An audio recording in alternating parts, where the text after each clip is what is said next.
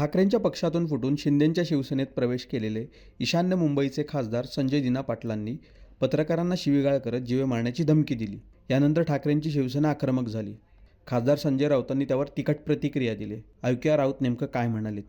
Sir, सकाळी संजय दिना पाटील यांच्या संदर्भात आपण पोलीस आयुक्तांना एक पत्र दिलेलं आहे. या पत्राच्या संदर्भात संजय दिना पाटील यांना ज्यावेळेस पत्रकारांनी प्रतिक्रिया विचारली त्यावेळेस त्यांनी पत्रकारांना धमकी दिलेली आहे, शिवीगाळ केलेली आहे. महाराष्ट्रामध्ये सध्या धमक्या, खंडणी याचा ऊत आलेला आहे. याचं कारण सरकारचं या सगळ्या अपप्रवृत्तींना संरक्षण. पत्रकारांना खुलेआम धमकी एक लोकप्रतिनिधी देत असेल आणि राज्याचे मुख्यमंत्री हसत हसत तो प्रश्न उडवत असतो. त्या संदर्भात मी पाहिलं त्यांना किती गांभीर्य त्यांच्या चेहऱ्यावर दिसत होतं हे मी पाहिलं.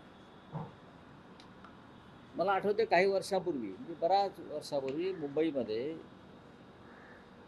निखिल वागळे आणि शिवसैनिक यांच्यामध्ये मोठा वादंग झाला होता. पत्रकार निखिल वागळे, महानगरचे संपादक, आणि आमच्या म्हणजे मोठा वादंग झाला होता. आम्ही काही त्यांना ठार वगैरे मारण्याची धमकी दिली नव्हती असं मला आठवतं. आता काय मला नीट आठवत नाही. तेव्हा देशभरातले पत्रकार मुंबईत येऊन शिवसेना भवनासमोर धरणं धरून बसले.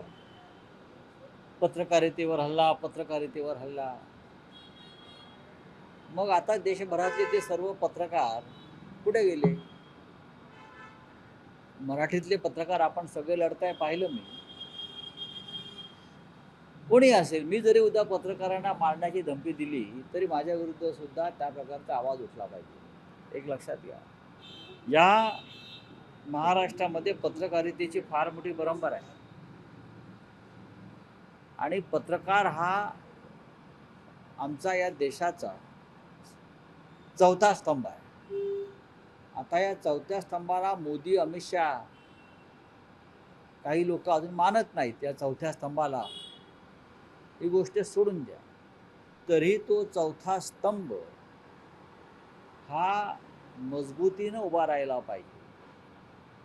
हा चौथा स्तंभ म्हणजे कृष्णाची करंगळी आहे, त्याच्यावर त्या देशाचं गोवर्धन आजही टिकून आहे. जर कोणीही धमकी दिली असेल, कोणी असेल, तर मला असं वाटतं मुंबई पोलिसांनी, गृहमंत्र्यांकडून आमची अपेक्षा आहे खरं, त्यांनी याच्यामध्ये राजकीय अभिनिवेश न आणता संबंधितावर कारवाई केली पाहिजे. कॅमेऱ्यासमोर लोकांना बॉम्ब न मारण्याची धमकी दिली जाते, त्याचे समर्थन होतं. कॅमेऱ्यासमोर लोकांना स्मशानात पाठवण्याची धमकी दिली जाते, कॅमेऱ्यासमोर पत्रकारांना ठार मारण्याची धमकी दिली जाते. मला वाटतं राज्यातलं चित्र पूर्णपणे बदललेलं आहे. हे राज्य कलंकित होत आहे, हे राज्य बदनाम होत आहे. या राज्यातला संस्कार आणि संस्कृती ही गेल्या काही काळामध्ये धुळीस मिळवली जाते. आमचा महाराष्ट्र असा नव्हता. सर, एकनाथ शिंदे असं म्हणतात आहे की संजय राऊत यांची देखील जी भाषा आहे, संजय राऊत ज्या पद्धतीची भाषा वापरतात आहे, वारंवार प्रश्न विचारतात, त्याच्यामुळे त्यांचा राग अशा पद्धतीने अनावर झाला असं त्यांचं म्हणणं आहे. मला, मी जर शिवी दिली असेल तर मला दाखवा. याला शिवी म्हणतात. शिवी देणं आणि एखाद्याच्या हत्येची धमकी देणं यातला फरक जर या राज्यातल्या मंत्र्यांना कळत नसेल तर त्यांनी मंत्रिपदी राहू नये. संतापून एखादा अपशब्द तोंडातून निघणं आणि मी तुझी हत्या करीन, माझी तुझा खून करण्याची क्षमता आहे, मी तुझ्यावर बॉम्ब टाकीन आणि मी खरोखर बॉम्ब टाकेन, मी आधी 5 लोक ठार केलेले आहेत, अशा प्रकारच्या धमक्या देणं आणि गद्दारांना शिवी देणं ह्याच्यातला फरक जर महाराष्ट्राच्या उपमुख्यमंत्र्यांना कळत नसेल तर त्यांनी त्यांची अक्कल नक्की कुठे हरवलेली आहे. त्याचा शोध घेण्यासाठी एखाद्या SITची स्थापना करा. दिना पाटील म्हणतात की ठार मारण्याचा जो मुद्दा आहे तो त्यांच्या जन्माच्या आधीचा आहे असं त्यांनी त्याच्यावरती स्पष्टीकरण दिलं. नाही ते म्हटलं आम्ही ठार मारू ना, मारलेत ना. हा. ते कोणी कोणाला ठार मारल्याचा रेकॉर्ड माझ्याकडे आहे. कोणी कोणाला ठार मारले आणि कोणत्या कारणावरून मारले तो का शिवसेनेचा वाद नव्हता. हा जो मारामारीचा विषय ठार मारण्याचा त्याच्यात शिवसेनेचा काही संबंध नाही. हे 2 दारू गुत्तेवाल्यांमधल्या मारामारीमध्ये हे ठार झाले लोक आहेत आणि कोणी कोणाला मारलं हा सगळा रेकॉर्ड माझ्याकडे आलेला आहे.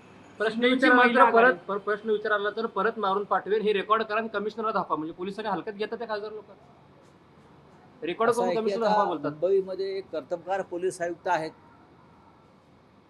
एक कर्तबगार निष्पक्ष असे पोलीस आयुक्त मुंबईला लाभलेले आहेत.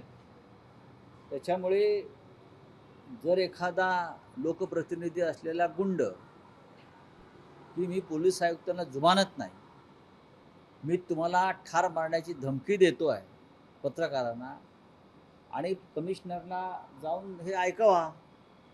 हे म्हणजे बिहारमध्ये अशा प्रकारचे काही माफिया मी बघितलेले आहेत, अशा प्रकारची भाषा करणारे. आता मुंबईचा बिहार झाला की संपूर्ण महाराष्ट्राचा बिहार झाला आहे. याच्यावरती गृहमंत्र्यांनी खुलासा करावा. तुम्ही पोलीस आयुक्तांना पत्र दिल्यानंतर शिंदेची जी महिला आघाडी आहे ती देखील आज 5 वाजता जाऊन तुमच्या विरोधात पोलिसांना तक्रार काय दिली. रे, त्यांना अधिकार आहे.